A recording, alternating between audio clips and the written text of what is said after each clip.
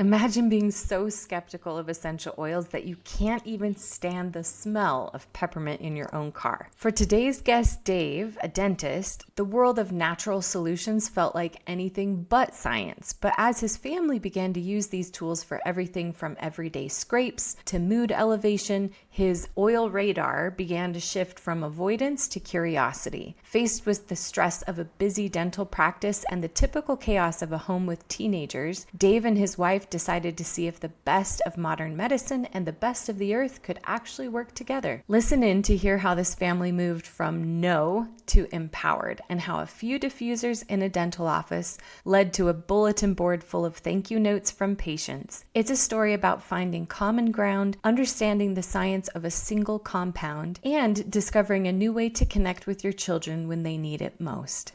So our start with doTERRA was probably similar to a lot of folks. Dave was not into the oils in the beginning. He didn't like the smell of peppermint. It was too strong. And my mother was living with us at the time. She has severe arthritis and had 2 knee and a hip replacement and was in a lot of pain. And so she was constantly putting on deep blue rub and also past tense.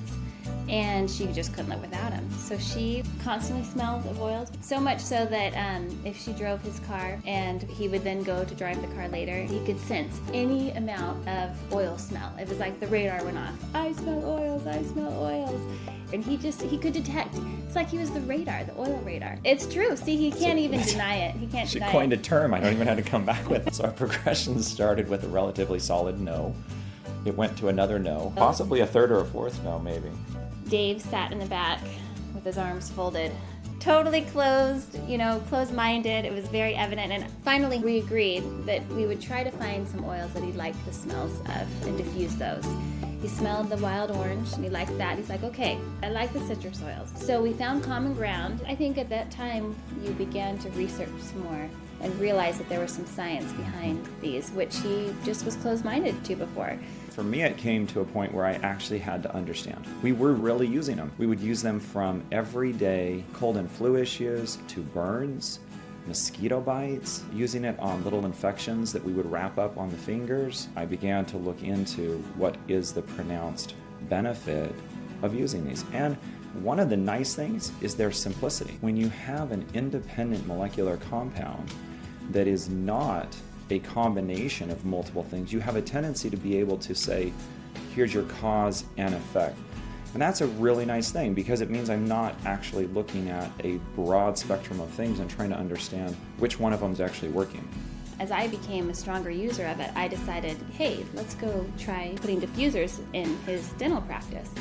And he was agreeable to that and was still in that adoption phase. But we went ahead and we started diffusing the oils in the office and wanted to see how his staff liked it. It wasn't too long before they were actually fighting over, is it wild orange or lemon or who gets to choose the scent of the day? And then you started getting thank you letters from patients. We actually have an entire bulletin board of thank you cards, of just thanking us for giving them better care and the way in which we cared for them. That really means a lot because we really do try hard. There's not one person at the office that either doesn't use the oils themselves, doesn't believe in them, and doesn't try and empower others. Every single person in our office is a believer in them through personal experience, not because I asked them to, but because they actually wanted to use it. I think a big part of that their experience at the office is the change in the mood, the mood elevation that comes from the citrus oils. And we experience that at home too, where I can take kids that are crying and fighting with each other and having a fit, and I can just go diffuse my oils and they don't really maybe know what's going on. And it's exciting to have a tool, another trick to change that atmosphere rather than just sending a child to their room to cry it out. And that for me was another wonderful point. How many dads get the opportunity to sit down with their teenagers, and as their teenagers going through that time where they really don't want dad involved in their space, here's my son saying, Dad, hey, rub my feet, come hang out with me. It was my opportunity to talk to him about his day.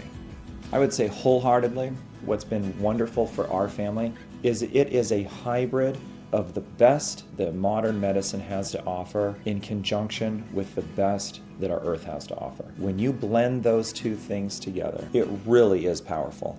And it's something that we really look forward to as a family.